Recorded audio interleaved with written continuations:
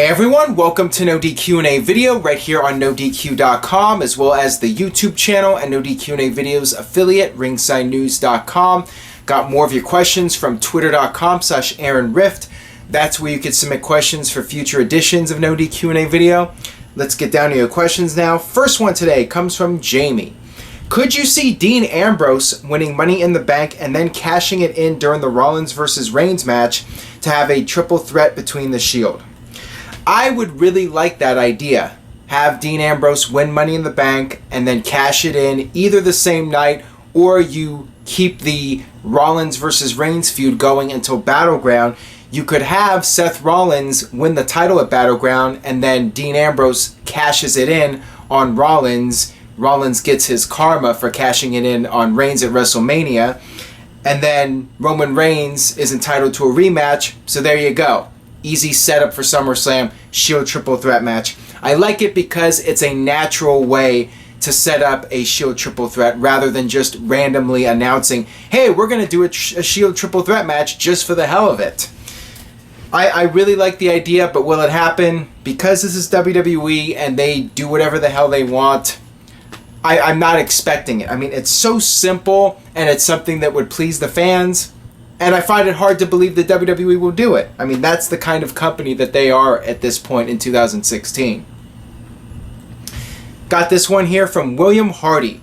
Could you see Triple H costing Rollins the title so Triple H gets his title rematch with Reigns and start a feud between Triple H and Rollins? See, this is the problem. This is something that is typical of WWE. They would do something completely random without any kind of logic behind it. Why would Triple H cost Seth Rollins the WWE title just because he wants a title shot at Roman Reigns? Triple H is the boss. He can get a title shot anytime he wants. That makes no sense for Triple H to cost Seth Rollins, which makes it even more likely that WWE would do this just because they want to do Triple H versus Seth Rollins. So for whatever reason, Triple H comes out there and he'll go out on Raw and say that Seth Rollins disrespected him, or they'll just make up some lame excuse, or Triple H will say, I don't owe it to the fans to explain why I did what I did. You know, in typical WWE fashion, they have no good reason as to why people do things. I see that as more likely than a Shield triple threat match because of how WWE operates. And also, Seth Rollins versus Triple H has been talked about for a while now. That was originally planned for WrestleMania, and I would expect to see that match at some point. But if it's going to happen, I would hope that WWE has a more logical storyline reasoning behind it, rather than just because Triple H wants the shot at the WWE title, which makes no sense since he's already running the company. Got this one here from Aditya. Hey Aaron, did you see Seth Rollins' special on the WWE Network, and your thoughts? I thought it was really well done. I enjoyed it very much, seeing all the footage of Seth Rollins recovering and also the footage of him as a kid. I mean, I was the same way as a kid with the Ultimate Warrior and Hulk Hogan wrestling buddies and doing the matches. I think a lot of people can identify with Seth Rollins, and clearly this is a guy who grew up with wrestling. He was a huge fan. He even did the backyard wrestling stuff. And he is somebody that you find really hard to not like. I mean, after watching this special, I'm not sure how anybody can boo Seth Rollins now. He just comes off as so likable and so relatable. To me, Seth Rollins being a heel is flushing money down the toilet. This guy should be the top babyface in WWE. He should be the guy, not Roman Reigns. Everyone can relate to him. I mean, how do you relate to Roman Reigns? He's a guy who had family in the wrestling business. He's basically, when you look at Roman Reigns, he's like the high school jock, the big muscular, good-looking guy who got all the women. And let's face it, a lot of us are more of the nerdy type. And we're more like Seth Rollins, the guy who did the backyard wrestling and had the wrestling buddies and all that. I think more of us as wrestling fans are easier. It's easier for us to relate to somebody like Seth Rollins rather than a Roman Reigns. Just my take on it. And I think WWE is making a huge mistake keeping Seth Rollins as a heel. He should be turning babyface immediately and let him be the fan favorite. Seth Rollins is known for doing all the flashy stuff, and that's what he does. He goes out there and he puts on incredible performances, and knowing his backstory, how can anybody boo the guy? I mean, he does play the role of a heel very well, but at the same time, you have to go with what the fans want instead of fighting it, and I think WWE's just fighting this idea that Roman Reigns has to be the top babyface and Seth Rollins has to be the top heel, and WWE's just fighting what the majority of fans want. Got this one here from Hunter. How would you book the AJ Styles John Cena feud from last night to SummerSlam, if that is the route? Okay, I'm hoping that WWE will not do the predictable pattern where AJ Styles wins the first match and then John Cena wins the next 3 in a row. I'd rather see them do 3 matches. What I would like to see is maybe at Battleground, AJ Styles versus John Cena for the World Heavyweight Championship, if that's in fact WWE's plan to split the world titles again. And you can build it up as either John Cena breaks Ric Flair's record for the most world title wins, or AJ Styles wins his first world championship in WWE. And that's how you build up the match. And you have AJ Styles, with the outside interference or whatever, wins the World Heavyweight title from John Cena at Battleground. And then you can do a rematch at SummerSlam. And maybe at that point you can have John Cena break the record or whatever. I mean, we all know it's inevitable. John Cena will almost certainly break Ric Flair's record, but I will say this. WWE better not forget about Jon Stewart. Jon Stewart better show up at every John Cena title match. I'm not going to let WWE forget about it. He went out there and said he wanted to prevent John Cena from breaking Flair's record, so he better be there every single time. And I'm gonna make sure WWE sticks to that storyline and doesn't forget about it. And then you could have a third match at Night of Champions or whatever, and then AJ wins the final match. AJ should win the final match of the feud. Maybe tap out John Cena or do something shocking that nobody expects. Not expecting that to happen, by the way, but that's how I would do it at least. This one comes from Mr. Yuck. Aside from call-ups to the main roster, if NXT plays a role in the brand split, would it dilute the product like it did with ECW? That's definitely a concern in WWE. I think that WWE wants to make sure that NXT stays solid with its roster because NXT is touring now. They're going to a lot of different cities, and it's important to have marquee talent at these NXT events, even though it is about NXT as a brand name, and I think that that's what's the main draw. Still, with more of your indie fans going to NXT shows, it's also about the roster and having popular indie stars on those NXT cards. That is something that's really important, but I think if you have Bobby Roode and Eric Young and maybe a few other guys fill the void, you could definitely call up guys like Samoa Joe and Nakamura and Finn Balor to the main roster when you do this brand split, as long as you have guys like Roode and Young to fill the void and bring in some other guys as well. I think NXT would do just fine. This next one comes from Dave Lesnar. Are WWE fans hypocrites? They complain and moan about older stars like Batista, Rock, and Jericho coming back, but love Goldberg. Here's the thing about that. I think that fans are all about nostalgia. Fans would like to see Goldberg come back for one more match, maybe even 2 matches, but I think 2's pushing it. If Goldberg's going to do one more match, then just do one more match. Goldberg's saying he wants to do 50 matches maybe, or he could do 50 matches.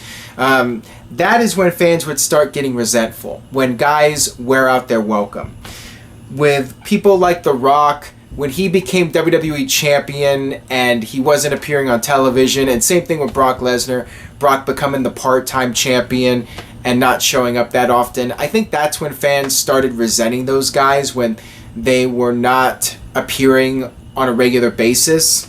It's one thing to be a special attraction, but when you're the champion and you're appearing on pay-per-views and you're taking key spots away from other guys, then I can understand some fans and some talent being upset about that. But at the same time, guys like The Rock are boosting business, and they're getting more people watching WrestleMania, and maybe Brock Lesnar to a similar degree, but not as much as The Rock. It just depends if the guys are really elevating the business or if they're just coming in and it's all about them and getting the big payday or getting the easy payday, however you want to look at it. This one comes from Charlie Wong.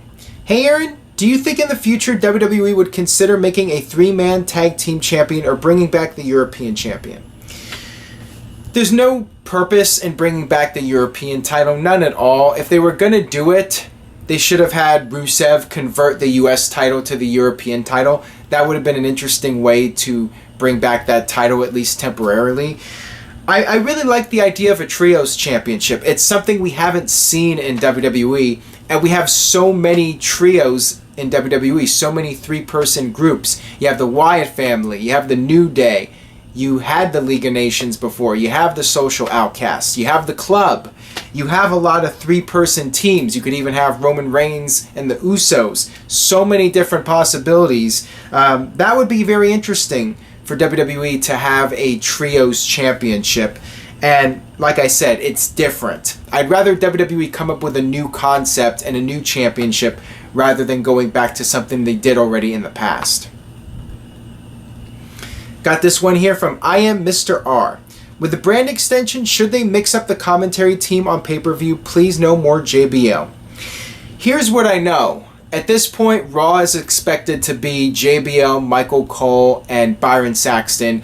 And then SmackDown will be Mauro Ranallo and Jerry Lawler and maybe Corey Graves. And as far as the pay-per-view commentary teams, I believe they'll be kept separate, with the Raw announced team calling the Raw matches and the SmackDown team calling the SmackDown matches. I do like that.